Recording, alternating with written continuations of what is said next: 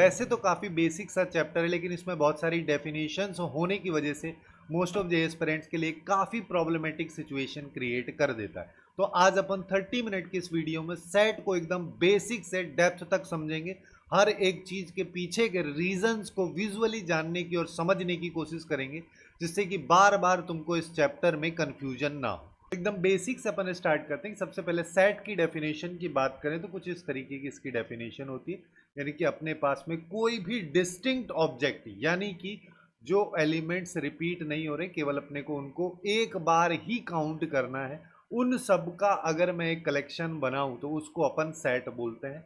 But यहाँ पे scenario है कि ये कलेक्शन वेल डिफाइन होना चाहिए। अब इसका मतलब क्या है, इसकी वजह से काफ़ी कंफ्यूजन क्रिएट होती है, जिसको अपन थोड़े से डिफरेंट अप्रोच से समझेंगे। कि जैसे मान लो मैं पहला एग्जांपल लेता हूँ कि हमारे पास में जितने भी अल्फ़ाबेट्स हैं, उन सब के वोवल्स को अगर अपन काउंट करें तो वो सारे के सारे आ जाएंगे, एक सिंपल सा सेट बन जाएगा, 5 एलिमेंट हो जाएंगे। लेकिन अगर मैं यहीं पे बोलूँ कि नहीं, मेरे को एक सेट बनाना है एक अल्फ़ाबेट्स के कलेक्शन का, जहाँ पे ब्यूटीफुल लेटर्स, ब्यूटीफुल अल्फ़ाबेट्स अपने को कंसीडर करना है। अब ये तो हर किसी के एंगल से अलग होगा, किसी के लिए कुछ अच्छे लगेंगे, किसी को कुछ अच्छे लगेंगे। तो उस सिचुएशन में हम उस सेट को डिफाइन नहीं कर पाएंगे कि उसके अंदर क्या एलिमेंट होंगे। इसी वजह से ये वाली टर्म्स वाले जो सेगमेंट्स होते हैं, कलेक्शंस होते हैं, उन सबको सेट अपन नहीं बोलते हैं। जैसे सेकंड एग्जांपल से समझ सकते हो कि अगर अपने पास में एक क्लास है, उस क्लास में अगर स्टूडेंट्स की हाइट 180 सेंटीमीटर से ज़्यादा बड़ी है, तो उनको अपन टॉल में कंसिडर करके उसका सेट बना देंगे। लेकिन अगर नॉर्मल अपन टॉल स्टूडेंट्स का सेट बनाए तो किसको टॉल कंसीडर करें? सबसे कंफ्यूजिंग ये वाला चीज़ है, जहाँ पे ये चीज़ प्योरली डिफाइन नहीं हो पाएगी। इस वजह से अपन इसको सेट कंसीडर नहीं करते हैं। ऐसे और भी कई सारे एग्जाम्पल हैं जिनको तुम लोग यहाँ पे देख सकते हो। तो सेट की डेफिनेशन क्लियर होने के बाद में हमारे पास कहानी आती है कि जो सेट हैं इनको मेनली अपन दो तरीके से रिप्रेजेंट कर सकते हैं, जिसमें पहला है रोस्टर फॉर्म, दूसरा है सेट बिल्डर फॉर्म। एक एक करके अगर अपन बात करें, जैसे रोस्टर फॉर्म है, इसमें कैसे लिखते हैं उसके बारे में भी बात करेंगे। बट उससे पहले इसके लिए दो चीज़ें अपने को ध्यान में रखनी है, जिसमें सबसे पहली चीज़ है कि जितने भी एलिमेंट हम लिखेंगे उन सबको कॉमा से सेपरेट करेंगे, और कोई भी एलिमेंट्स का ऑर्डर कैसे भी लिख लो कोई फर्क नहीं पड़ रहा है। पहले हम यहाँ पे देखे थे कि एलिमेंट्स जो है रिपीट नहीं होने चाहिए, जो कि सेट की डेफिनेशन में ही था। अब यहाँ पे हम बोल रहे हैं कि ऑर्डर भी मैटर नहीं करेगा। जैसे इसको एग्जांपल से समझ लो कि मान लो अपने पास में ये कह रहा है कि हमको नेचुरल नंबर्स बताने जो 5 से छोटे हैं, सबको पता है 1 2 3 4 आएंगे। तो इनको सेट में अगर लिखोगे तो सबसे पहले अपने को करली ब्रैकेट लगाना है। अभी हम रोस्टर फॉर्म में लिखने की बात कर रहे हैं। फिर उसके बाद पहला एलिमेंट 1 हो जाएगा, दूसरा 2 हो जाएगा, तीसरा 3 हो जाएगा, चौथा 4 हो जाएगा। ये इसका सेट बन गया। अब इसी चीज को अगर मान लो दूसरे तरीके से भी देख लो कि अगर मान लो मेरे पास एक वर्ड है स्कूल, इसमें दो सेम वर्ड ओ आ रहे हैं, तो इसका सेट अगर तुम ऐसे लिख दोगे तो ये सेट नहीं होगा, क्योंकि यहाँ पे रिपीटेड अल्फाबेट जो है उनको वापस से अपन ने लिख दिया। तो इसका प्रॉपर सेट अगर लिखोगे तो ये हो जाएगा। अब इस सेट को, जैसा कि मैं अभी बताया कि ऑर्डर यहाँ पे मैटर नहीं करता है, चाहे तुम ऐसे लिख लो या फिर ऐसे लिख लो, किसी को भी आगे पीछे कर दो कोई फर्क नहीं पड़ रहा है, तब भी वो सेम सेट ही हमारे पास रहेगा। यहीं पे फिर हमारे पास दूसरा आता है जिसको कि अपन सेट बिल्डर फॉर्म बोलते हैं। सेट बिल्डर फॉर्म में किसी भी सेट को अपन एक प्रॉपर्टी, एक रूल की हेल्प से इस तरीके के फॉर्मेट में लिखते हैं, जिसमें सबसे पहले ये जो कॉलन से पहले का x लिखा है, इसका मतलब ये रिप्रेजेंट कर रहा है उस सेट के एलिमेंट को। इसकी जगह y हो सकता है, x+1 हो सकता है, x, y हो सकता है, कोई भी कोऑर्डिनेट टाइप से हो सकता है, कुछ भी यहाँ पे दे रखा हो सकता है, वो एक्चुअली में उस सेट का एलिमेंट होगा। यहाँ पे ये जो कॉलन है इसका मतलब होता है सच दैट, ठीक है। और कभी कभी ये बार से भी इस तरीके से रिप्रेजेंट यहाँ पे किया जाता है कि x इज सच दैट, फिर उसके बाद में ये वाला रूल या प्रॉपर्टी होता है कि वो इसको फॉलो करता है। इसको एग्जांपल से समझते हैं कि मान लो अपने पास में ये वाला सेट दे रखा है जिसको रोस्टर फॉर्म से हमने लिख दिया।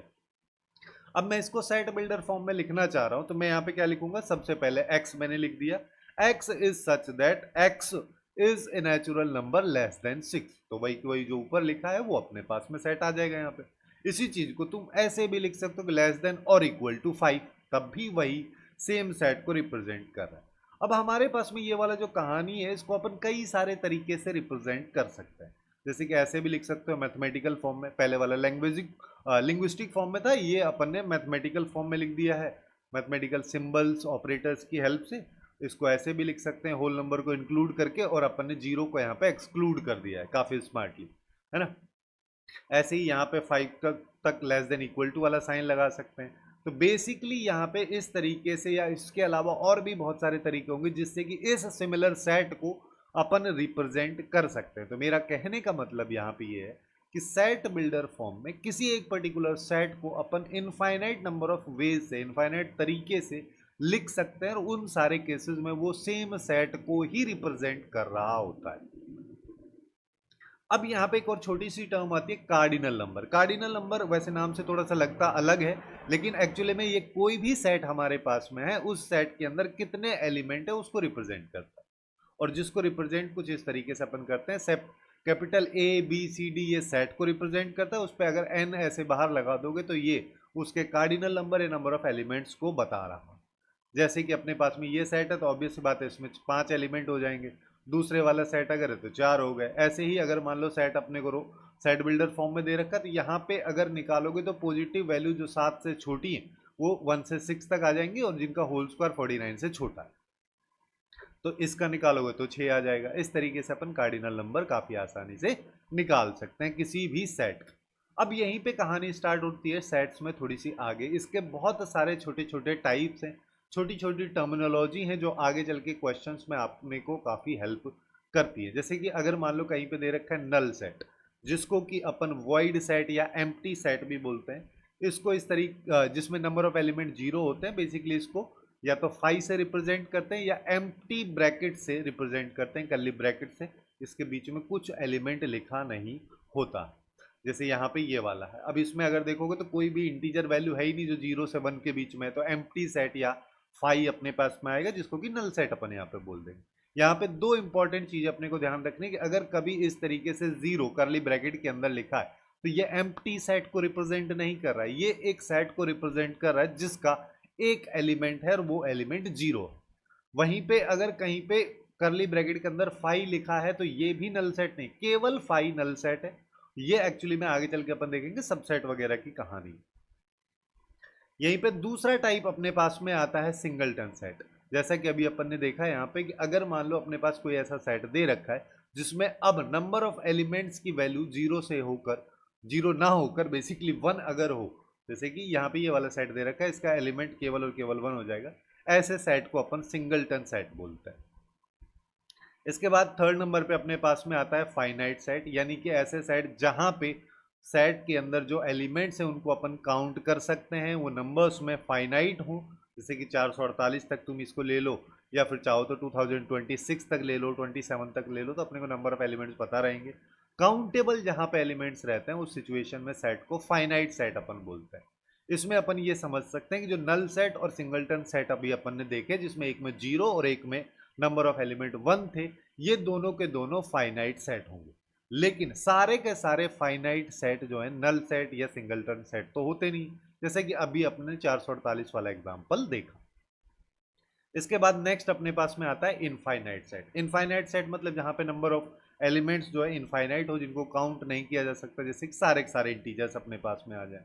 अब इनको कहाँ तक काउंट करेंगे तो इन्फिनिटी हो जाएंगे, तो ऐसे सेट्स को इनफाइनाइट सेट बोलते हैं। इसमें कई सारे एग्जाम्पल है, सारे के सारे होल नंबर का सेट ले लो, इंटीजर्स का ले लो, इवन इंटीजर्स का ले लो, ऑड इंटीजर्स का ले लो, रैशनल नंबर का ले लो, इर्रेशनल का ले लो, कई सारे टाइप के कैसे भी सेट बना सकते हैं वहाँ पे जहाँ पे अपने को नंबर ऑफ एलिमेंट्स इनफाइनाइट मिल रहे हैं, उसको अपन बेसिकली इनफाइनाइट सेट बोलेंगे। इसके बाद नेक्स्ट अपने पास में आता है इक्वल सेट। इक्वल सेट के लिए अपन जैसे मान लो एक सेट मेरे पास में ये है, दूसरा सेट ये है, तो यहाँ पे दो चीजें अपने को देखनी है, जिसमें सबसे पहली है कि दोनों सेट के अंदर नंबर ऑफ एलिमेंट सेम होने चाहिए, पहली चीज। दूसरी चीज कि जो एलिमेंट्स हैं वो भी सेम होने चाहिए, नंबर ऑफ एलिमेंट तो सेम होने ही चाहिए, उसके साथ साथ सारे के सारे एलिमेंट भी सेम होने चाहिए। उनका ऑर्डर कुछ भी हो सकता है, क्योंकि ऑर्डर से कोई फर्क पड़ता नहीं है, क्योंकि ये सेट की अपन डेफिनेशन में ही देखें जब अपन रोस्टर फॉर्म की बात कर रहे हैं। यहीं पे इसके बाद आता है इक्विवेलेंट सेट। इक्विवेलेंट सेट मतलब कि अगर अपने को दो सेट दे रखे हैं, वहां पे केवल और केवल number of elements he equal हैं, उनके एक्चुअल एलिमेंट्स सारे के सारे इक्वल नहीं है, सेम नहीं है। वैसे सिचुएशन में उन दोनों सेट्स को, या दो से ज़्यादा हैं तो उन सारे के सारे सेट्स को अपन इक्विवेलेंट सेट बोलते हैं। फिर इसके बाद आता है यूनिवर्सल सेट, जिसका सिंपल सा मीनिंग हो गया कि अगर मान लो हम कोई भी एक डिस्कशन कर रहे हैं, उस डिस्कशन में जितने भी सेट्स हैं उन सबको कंबाइन करके अगर अपन एक सेट लिखें तो उसको यूनिवर्सल सेट बोलते हैं। जैसे इसको एग्जांपल से समझो कि मान लो अपने पास में एक डिस्कशन हो रहा है कि मेरे पास में वोवल्स का सेट है, कॉन्सोनेंट्स का सेट है, और कुछ भी और तरीके से सेट अपन ले रखे हैं। उन सब का डिस्कशन बेसिकली कहाँ पे हो रहा है कि हम सारे के सारे इंग्लिश के अल्फाबेट को कंसिडर करते हुए चल रहे हैं। तो उस सिचुएशन में जो यूनिवर्सल सेट है वो ए से जेड के सारे इंग्लिश अल्फाबेट 26 जो है वो अपने पास में यूनिवर्सल सेट में आ जाएंगे, जब तक कि किसी क्वेश्चन में अदरवाइज यूनिवर्सल सेट नहीं दिया हुआ है। ऐसे ही अगर मान लो स्कूल की बात करें तो 11th के स्टूडेंट, 12th के स्टूडेंट, 10th के, 9th के, चेस क्लब के स्टूडेंट, किसी और क्लब के, फुटबॉल टीम के, क्रिकेट टीम के, ये छोटे छोटे सेट हो जाएंगे। और यूनिवर्सल सेट की बात करोगे तो सारे स्कूल के बच्चे एक सेट में आ गए, वो यूनिवर्सल सेट हो गया। ऐसे ही लाइब्रेरी का ले सकते हो या फिर ब्लड टाइप वगैरह का ले सकते हो। इस तरीके के बहुत सारे सिनेरियो अपने को देखने को मिल सकते। इसके बाद काफ़ी इंपॉर्टेंट चीज़ आती है, वो है सबसेट और सुपर सेट। इसको समझने के लिए ऐसे समझ लो कि मान लो मेरे पास में ए एक सेट है और इस सेट के सारे एलिमेंट किसी एक दूसरे सेट बी में प्रेजेंट हैं। ठीक है, ए के सारे एलिमेंट बी में प्रेजेंट हैं, तो हम यहां पे ए सेट को बी सेट का सबसेट बोलेंगे और बी सेट को ए सेट का सुपर सेट बोलेंगे। अगर बी के सारे एलिमेंट ए में प्रेजेंट होते तो हम इसको उल्टा बोलते कि बी ए का सबसेट है और ए बी का सुपर सेट। अब अगर मान लो किसी भी सेट के सबसेट अपने को लिखने हैं तो इसको थोड़ा सा अच्छे से समझ लेते हैं। कई सारे एग्जाम्पल की हेल्प से अपन इसको समझेंगे, जिससे पहले दो चीजें अपने को ध्यान में रखनी है कि फाई या नल सेट सारे के सारे सेट्स का सबसेट होता है। यानी जब भी हम सबसेट लिख रहे हैं सबसे पहले इसको चिपका के लिख देना है। और दूसरा चीज यहाँ पे कि जो सेट अपन ले रहे हैं वो भी उसका खुद का सबसेट होगा, क्योंकि उस सेट के सारे एलिमेंट उसी के अंदर प्रेजेंट होंगे। वही सबसेट की डेफिनेशन भी है। जैसे इसको इस एग्जांपल से समझते हैं। मान लो मेरे पास में एक सेट है जिसके अंदर 3 एलिमेंट है, तो अब अपने पास ये सारे के सारे यहाँ पे इसके सबसेट हो जाएंगे, जिसमें अपन कैसे लिख रहे हैं, सबसे पहले फाई या फिर एम्प्टी ब्रैकेट वाले को अपने को लिखना है। ये हो गया। अब क्या करना है, अब एक एक एलिमेंट पकड़ के लिखते जाओ। तो 3 अपन ने लिख दिए, फिर दो दो एलिमेंट पकड़ के लिखते जाओ। अब यहाँ पे 2,1 या 3,2 या 3,1 लिखते, वो भी सेम ही होता क्योंकि ऑर्डर डज नॉट मैटर। और फिर तीनों का कंबाइन। तो ये सारे के सारे जो सेट हैं ये एक्चुअली में पहले वाले सेट के सबसेट होंगे, और इनके नंबर अगर तुम काउंट करोगे तो 8 अपने पास में आ जाएंगे। ऐसे ही अगर मेरे पास एक सेट दे रखा है जिसके नंबर ऑफ एलिमेंट्स 2 हैं उसमें, तो उसके सबसेट निकालोगे तो ये अपने पास में आ जाएंगे, जिसका 4 हो जाएगा। एक अगर सेट के अंदर एलिमेंट है तो केवल 2 होंगे, फाई और वो खुद सेट। वहीं पे अगर फाई दे रखा है तो उसका केवल फाई ही सबसेट होगा।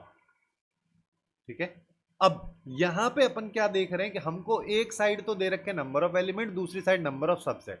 अगर मैं इसमें रिलेशन लिखना चाहूं या निकालना चाहूं तो अपन ऐसा देख सकते हैं 0 पे 1, 1 पे 2, 2 पे 4, यानी कि 2 की पावर में कहानी चल रही है, जहां पे n एक्चुअली में नंबर ऑफ एलिमेंट्स को रिप्रेजेंट कर रहा है इन अ पर्टिकुलर सेट। अगर उसको अपन यहाँ पे रखते जाएं तो सीधा सीधा नंबर ऑफ सबसेट हमारे पास निकलते हुए चले जाते हैं। ऐसे ही अगर मान लो मेरे को प्रॉपर सबसेट देखना, अब प्रॉपर सबसेट क्या होता है, प्रॉपर सबसेट वो सबसेट है जहां पे वो किसी सेट के सारे सबसेट हमने लिखे हैं, बट उसमें से वो सेट अपन ने हटा दिया जिसमें वो जो सेट के सबसेट लिख रहे हैं उसके बराबर हो। यानी कि नॉर्मल केस में अगर अपन देखते तो इसके सारे के सारे सबसेट ये होते हैं, जैसा कि अभी अपन ने देखा। इसमें से तुमको किसको हटा देना है, जब ये दोनों सेट बराबर, इस वाले को हटा दो। जब उस एक्चुअल सेट के सिमिलर होगा उसको हटा देंगे, तो उसके बाद जो बच गए वो सारे के सारे सबसेट को अपन प्रॉपर सबसेट बोलेंगे फॉर दिस पर्टिकुलर सेट।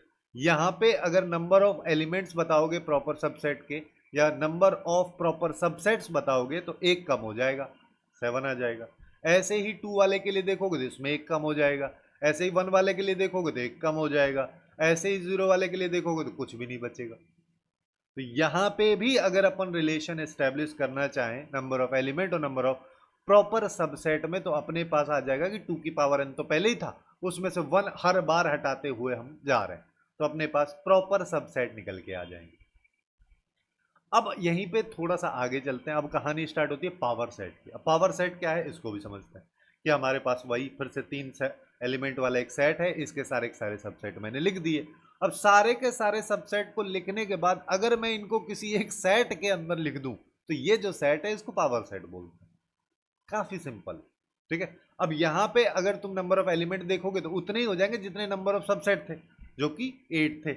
ऐसे ही पिछले वाले का इसका निकालोगे तो यहाँ पे 4 आ जाएगा, इसके अगले वाले का निकालोगे तो यहाँ पे 2 आ जाएगा, इसके अगले वाले का निकालोगे तो यहाँ पे हमारे पास में 1 आ जाएगा। यहाँ पे रिलेशन एस्टेब्लिश करोगे number of elements in power set तो एक्चुअली में नंबर ऑफ सबसेट के बराबर हो जाएगा, यानी कि 2 की पावर n के ही बेसिकली बराबर अपने पास आ जाएगा।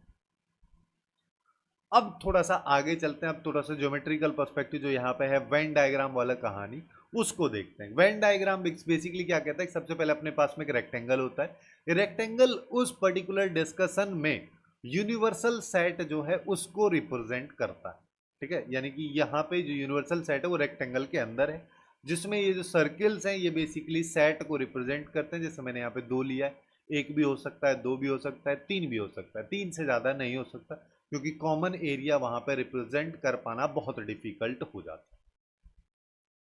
अब ऑपरेशंस में अगर देखें सबसे पहले कुछ चीजें समझ लेते हैं। जैसे यूनियन सेट है, यूनियन सेट की अगर बात करोगे तो 2 सेट की अगर मैं बात कर रहा हूं तो एलिमेंट्स या तो ए सेट के हों या बी के हों या दोनों के, उस सिनेरियो को अपन बोलेंगे उन दोनों सेट का यूनियन। अगर मान लो 3 है तो किसी एक के हो, फिर दो के हो, फिर तीनों के हो। जैसे कि यहाँ पे इसको रिप्रेजेंट ए यूनियन बी से अपन करते हैं। इस चीज को अगर मान लो अपने को समझना है तो जैसे ए मान लो मेरे पास एक सेट है, बी एक सेट है, यूनियन करोगे तो दोनों के कंबाइन एलिमेंट्स जो हैं वो अपने पास में यहाँ पे 1 से 5 तक के सारे नेचुरल नंबर्स आ जाएंगे। अब अगर इसी को वेन डायग्राम में रिप्रेजेंट करना हो तो अपने पास ये वेन डायग्राम है। यहाँ पे अपने पास ये दोनों सेट हैं, यूनिवर्सल सेट भी मैं ले लेता हूँ। तो इन सारे के सारे नंबर्स को अगर अपन लिखेंगे तो कुछ इस तरीके से इनको अपन रिप्रेजेंट कर सकते हैं। अब यहाँ पे अगर यूनिवर्सल सेट की यूनियन की अगर बात करोगे तो ए यूनियन बी मतलब ए के सारे पार्ट, उसके साथ साथ बी के सारे पार्ट। हालांकि यहाँ पे दिखने में लग रहा है कि 3 वाला जो एरिया है वो 2 बार कवर हो गया है, लेकिन अपने को पता है कि सेट में एलिमेंट्स जो है रिपीट नहीं होते, तो हम एक बार लिख के काम चला लेंगे।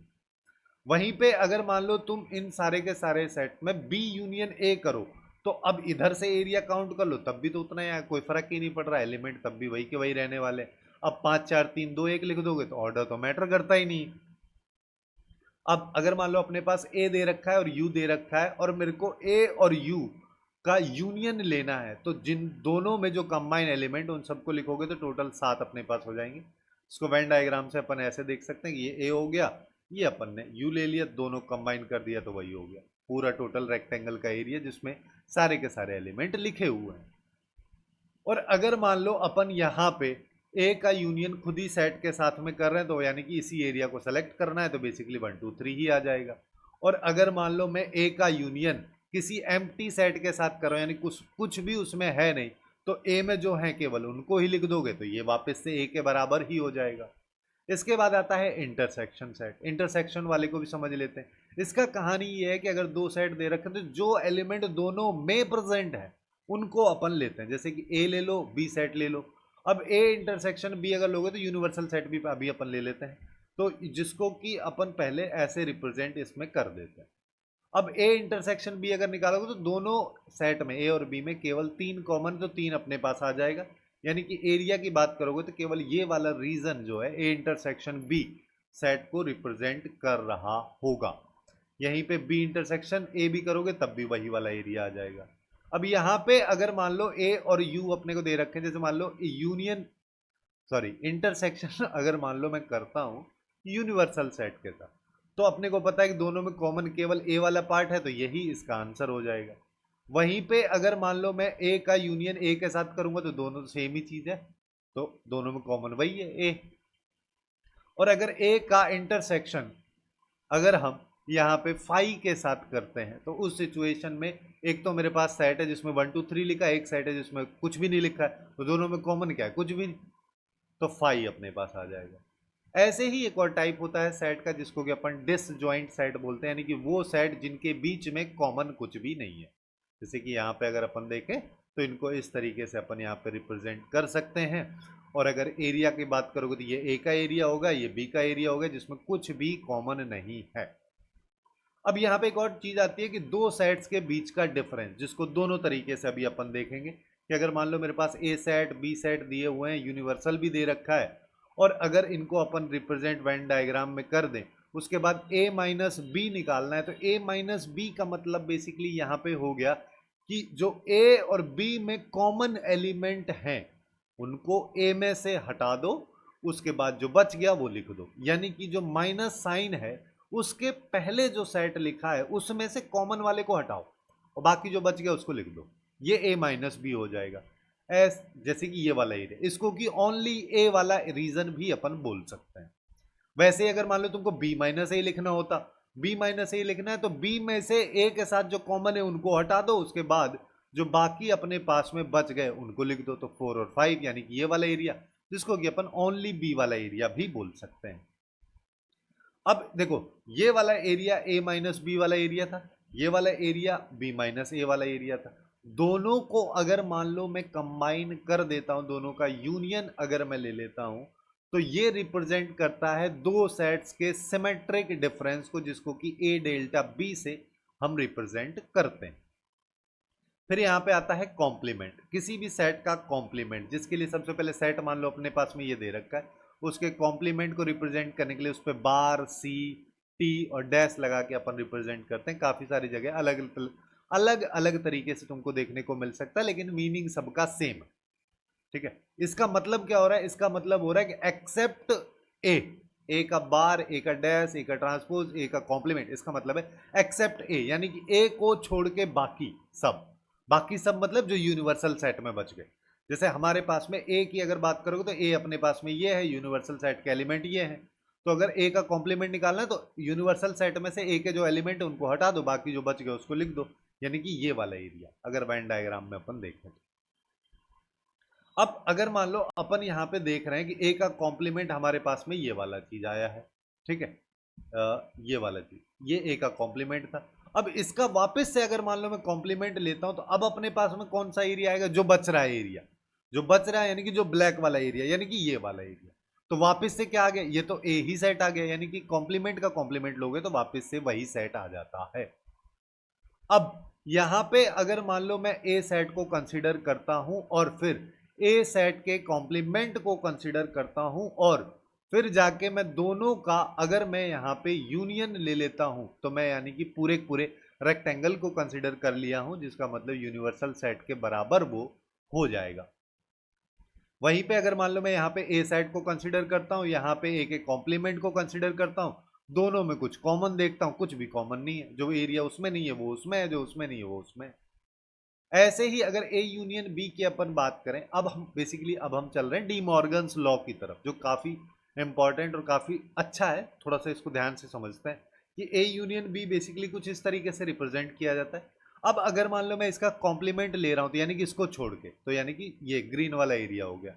अब अगर इस एरिया को अपने को देखना है, तो अब दूसरी चीज देखो कि मैं यहाँ पे पहले ए का कॉम्प्लीमेंट लूंगा तो ये वाला एरिया आ जाएगा, बी का कॉम्प्लीमेंट लूंगा तो ये वाला एरिया आ जाएगा। अब इन दोनों का अगर मैं इंटरसेक्शन लेता हूं, तो फाइनली मेरे पास ये वाला एरिया आता है, और ये वाला एरिया एक्चुअली में पिछले वाले एरिया के ही इक्वल था, जहां पे हमारे पास ए यूनियन बी का कॉम्प्लीमेंट था। यानी कि ए यूनियन बी के कॉम्प्लीमेंट को ऐसे अपन लिख सकते हैं, ए का कॉम्प्लीमेंट इंटरसेक्शन बी का कॉम्प्लीमेंट। इसी चीज को दूसरे तरीके से बदल सकते हैं कि अगर ए इंटरसेक्शन बी अपने को दे रखा है, तो इसका कॉम्प्लीमेंट निकालोगे तो ये वाला एरिया आ जाएगा। अब इसी को दूसरे तरीके से देखते हैं, ए का कॉम्प्लीमेंट ये होता है, बी का कॉम्प्लीमेंट ये होता है, दोनों का अब हम यूनियन ले लेते हैं, तो मेरे पास ये वाला एरिया आएगा, यानी कि ये सिमिलर हो जाएगा उसके साथ। जब ये सिमिलर हो गया तो अपन यहाँ पे बोल सकते हैं कि ये वाला पोर्शन इस पोर्शन के बराबर हो जाएगा। यहीं से हमारे पास में जो डी मॉर्गन्स लॉ की मैं बात कर रहा था वो आ रहा है कि ये दो इंपॉर्टेंट डी मॉर्गन्स लॉ की प्रॉपर्टीज टाइप से हैं, जो एक दूसरे को कन्वर्ट करने में, क्वेश्चंस को सॉल्व करने में काफी ज्यादा हेल्प अपने को करती है। अब यहाँ पे नंबर ऑफ एलिमेंट्स पे अपन चल लेते हैं, कार्डिनल नंबर्स पे अगर अपन बात करें, तो ए यूनियन बी सेट के अंदर अगर मान लो मेरे को नंबर ऑफ एलिमेंट निकालने हैं, तो इसको कैसे काउंट करेंगे। सबसे पहले हम ए सेट के एलिमेंट्स को ले लेंगे, जो कि कुछ इस तरीके से आ जाए। ऐसे ही फिर बी सेट के एलिमेंट ले लिए। अब लेकिन अपने को सारे के सारे रीजन में से एक एक बार काउंट करना है, लेकिन ए इंटरसेक्शन बी वाले रीजन में जो एलिमेंट है वो 2 बार काउंट हो गए, तो एक बार अपन उसको हटा देते हैं। एक बार अगर मान लो मेरे को इनको हटाना है तो अपन इसको एस माइनस कर देंगे, तो ये अपने पास इसका फॉर्मूला बन के आ जाता है। वहीं पे अगर नंबर ऑफ एलिमेंट अपने को निकालने हैं, एटलीस्ट 1 सेट होना चाहिए ए बी या सी में से, यानी कि only A only B only सी ये वाला हो, फिर 2 भी हो तो चलेगा, 3 भी हो तो चलेगा, यानी कि A union B union C वाला जो पोर्शन है उसके नंबर ऑफ एलिमेंट निकालोगे। सबसे पहले ए को काउंट करेंगे तो ये 4 जगह पे आ जाएगा, ऐसे ही बी को भी काउंट करोगे तो ये भी 4 जगह पे अपने पास आ जाएगा, सी को भी काउंट करोगे तो 4 जगह आ जाएगा। अपने को सारी चीजें एक एक जगह चाहिए। तो अब हटाते हुए चलते हैं कि जैसे ही मैंने ए इंटरसेक्शन बी हटाया तो 2 वैल्यूज हट गई, फिर बी इंटरसेक्शन सी हटाया तो 2 हट गई, अभी भी एक जगह 2 हैं। अब फिर से ए इंटरसेक्शन सी हटाया तो फिर से अब अपने पास में हट गई। अब सब जगह एक एक बार स्टार लगा हुआ है, बट एक दिक्कत है, जो तीनों का कॉमन एरिया है A intersection B intersection C वाला, वहां पे एक भी स्टार बचा नहीं है। तो हम क्या करेंगे, उसको भी हमको काउंट करना है। अब काउंट करना है तो एक बार हम उसमें ऐड कर देते हैं, ऐड कर दिया तो बेसिकली ये वाला फॉर्मूला यहाँ पे बन के हमारे पास इसका आ जाएगा। यहीं पे अगर बोल दे कि एग्जैक्टली 1 सेट में अपने को चाहिए, एग्जैक्टली मतलब कि न ज्यादा न कम, तो अभी अपने पास ये वाला फॉर्मूला था जिसमें एक एक बार सब कुछ काउंट हो गया था। एग्जैक्टली अपने को एक सेट में चाहिए, तो जो जो भी 2 या 2 से ज्यादा वाले सेट के एरिया में आ रहे हैं उन सबको हटाएंगे। तो सबसे पहले ए इंटरसेक्शन बी को एक बार और मैं माइनस अगर कर देता हूं तो ये दोनों हट जाएंगे, तो यहाँ पे एक बार और माइनस किया तो ये 2 टाइम्स हो जाएगा।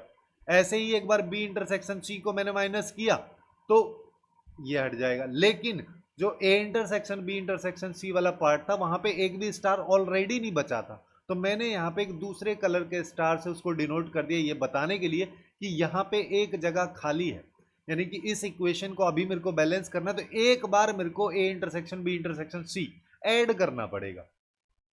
ठीक है, अब एक बार ए इंटरसेक्शन सी को भी मैं माइनस कर देता हूं तो फिर से मेरे को एक बार और ऐड करना पड़ेगा। तो बेसिकली मेरे को यहां पे अब 2 बार ऐड करना पड़ेगा A intersection B intersection C, तो अल्टीमेटली अपने पास में ये वाला फॉर्मूला एग्जैक्टली 1 सेट के लिए आ जाता है। वहीं पे अगर एग्जैक्टली 2 सेट के लिए बात करना है तो 2 सेट मतलब ए इंटरसेक्शन बी वाला पार्ट, ऐसे बी इंटरसेक्शन सी और सी इंटरसेक्शन ए वाला पार्ट, तो ए इंटरसेक्शन बी वाला लोगे तो ये आ जाएगा, फिर बी इंटरसेक्शन सी लोगे तो ये आ जाएगा, सी इंटरसेक्शन ए लोगे तो ये आ जाएगा। लेकिन एक पार्ट 3 बार काउंट हो चुका है, ठीक है, तो इसको अपने को पूरी तरीके से हटाना है क्योंकि ये एग्जैक्टली 2 सेट की बात कर रहा है। एटलीस्ट बोलता तो 3 वाले को भी कंसिडर करते, तो इसको अगर हटाना है तो इन तीनों को हटा दो 3 बार में, तो 3 बार हटाया तो 3 बार माइनस कर देंगे, तो ये इसका फॉर्मूला बन गया।